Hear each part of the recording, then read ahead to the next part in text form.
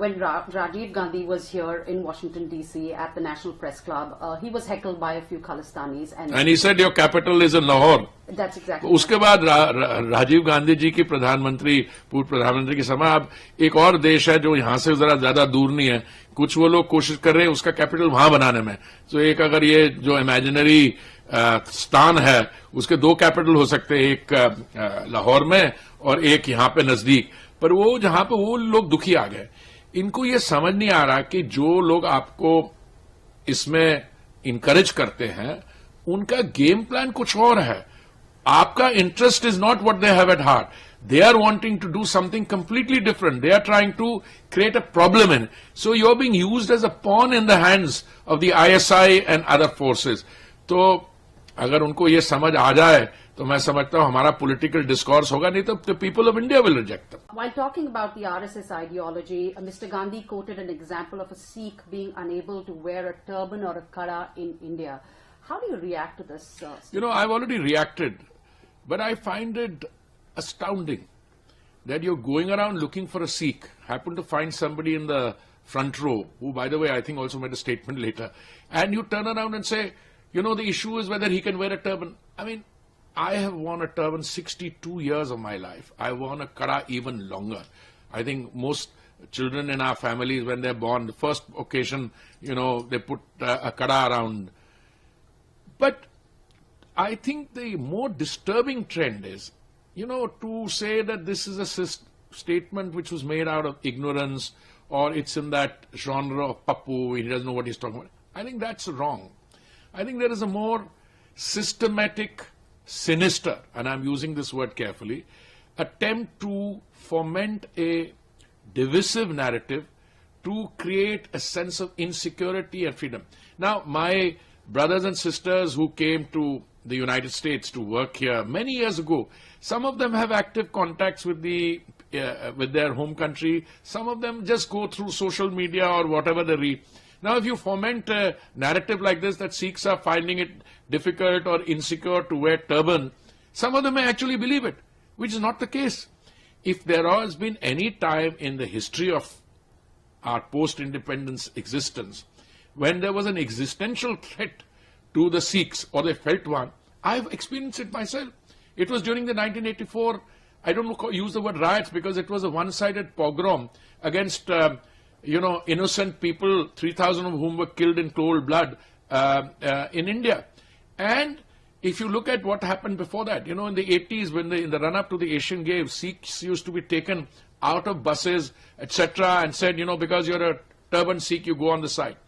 Now, some of the commentators, some educated people, I've written an article on it, I have actively contradicted the honorable leader of opposition statement. Some of them said, you know, this is because he's a government minister. No, forget it, I'm proud to be a government minister.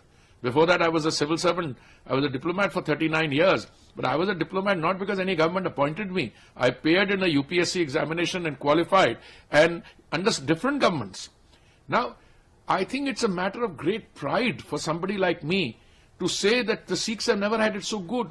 All the grievances which were there have actually been addressed by the Honorable Prime Minister, whether it is removing names of Sikhs from the blacklist, whether it is addressing the issue of the Kartarpur Sahib corridor, or, you know, celebrating the Sahibzada's contribution in terms of Veerwal Divas, etc. All that is there. What I'm surprised about is that there seems to be a pattern in this. And last year, this honorable leader of opposition came here and he said Sikhs were a second-class citizens. I came across that statement. Then now, recently, apparently in different places here, whilst he's attacking an ideology, he's trying to, you know, build a narrative by turning around and saying, well, you cannot practice your religion. Has anybody in India told him that? Now the people who are supporting up, no, there are some grievances. Yeah, every community has grievances.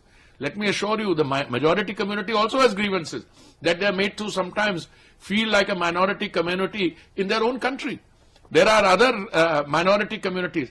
But the beauty of a democracy, and by the way, we have 960 million registered voters, and something like 680 million actually turned out to vote. That is a celebration of democracy. There are differences of opinion in the United States. But if somebody who should know better, I choose my word scale, who should know better, comes out here and at a time when there's an election going on, makes it a point to go to place to spread insecurity. वो हमारे यहाँ कहते ही तो झूठ और भ्रम फैला रहे हैं. और इनको ये पता होना चाहिए कि हमारे जो कम्युनिटी है, सिखों की कम्युनिटी, हिंदुस्तान में तो कभी उन्होंने बात नहीं की. आप बड़े अच्छा फिर कहते हैं कि वो किसी का नाम लेते. अरे देखिए, आप जब सत्ता में थे, आप ये देखिए ये जो मॉन्स्टर्स प्रोड्यूस किए, कौन सी सरकार ने प्रोड्यूस किए. मैं उसमें ज्यादा डिटेल में नहीं जाना चाहता हूं. तो इनको तो अपने अंदर जहां they need to do some solid introspection in order to find out why we had, क्यों ये हुआ और किसने ये करवाया. और ये जो झूठ और Blum, this is a narrative anchored in total lies. And therefore, I'm, not surprised that he's going around doing it. But it is, I think, ये जो मोहम्मद अली जिन्ना वाली बात थी पुराने जमाने में, जो किया था कि या तो मुझे चाहिए जो मैं चाहता हूं, ठीक है, नहीं तो मैं इसको नष्ट करके रहूंगा सब कुछ. ये तो उस किस्म की माइंडसेट है. Kejriwal will resign as Delhi's chief minister. Your reaction to that? देखिए मैडम, मुझे पता नहीं कितने दिन वो लॉकअप रहे हैं. मुझे लगता है 145 दिन के करीब होंगे लॉकअप में. सवाल ये उठता है कि आप 145 दिन पहले क्यों नहीं रिजाइन किए, या उस 145 दिनों के दौरान क्यों नहीं रिजाइन किए. और आपको रिजाइन करना है तो बड़ी खुशी से करिए. आपको ये कहना, to don't make a talking point out of it और क्लेम कि आप कुछ खास कर रहे हैं. जो बेल की conditions honorary apex court, supreme court ने दी हैं, वो पढ़ने लायक है. वो कह रहे हैं आप अपने दफ्तर नहीं जा सकते, आप कोई फाइल नहीं साइन कर रहे थे, which means he has a case to answer. There is a very serious corruption case against him. वो अगर रिजाइन करना चाहें तो that's his call, but I think that case he still has to answer. और मुझे तो लगता है आने वाले समय में जिस तरीके से वो एक उनकी शुरुआत कहां से हुई थी. अन्ना हजारे जी का एक आंदोलन था करप्शन के खिलाफ. आप उस आंदोलन में बैठे थे और आपने कहा था आप भ्रष्टाचार के खिलाफ लड़ाई लड़ना चाहते हैं. पर भ्रष्टाचार कौन करता था उस समय? किसकी सरकार थी? कांग्रेस की सरकार थी. अभी उसी रामलीला ग्राउंड में जहां पे अन्ना जी के साथ ये आंदोलन पे बैठे थे, वहीं आके ये कांग्रेसियों के साथ गले मिल गए. दूसरी बात इनकी कांग्रेस की और आम आदमी पार्टी की हरियाणा में वो जो है अलायंस नहीं हुई. बट दूसरी बात है, सो ये एक एंटी करप्शन क्रूसेडर से शुरू करके आप एक करप्ट आउटफिट, जो आप सुप्रीम कोर्ट की बेल कंडीशन भी पड़ी है, so he has a big case to answer for. और आने वाला समय बताएगा कि एक कैसे इसको आगे ले जाते हैं.